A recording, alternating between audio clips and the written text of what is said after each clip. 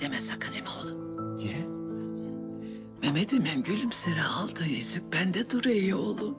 Sen bir ara gel de alıver onu, Goncam çok sevinir.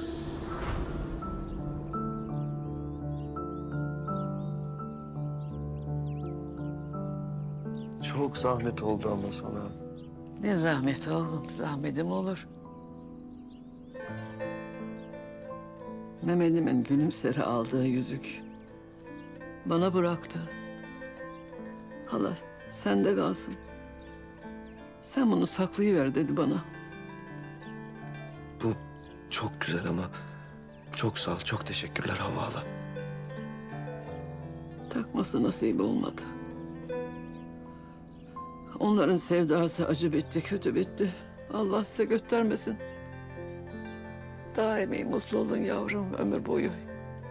Bana da çocuklarınızı sevmeyi nasip etsin inşallah. İnşallah.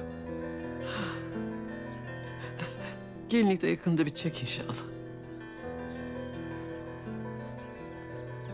Hadi bakalım. Hadi sen artık kalk git. Gonca merak etmesin seni. Tamam. Hadi git gari. Tamam. Hadi bakayım. Tekrardan çok teşekkürler Havva hala. Hadi bakayım.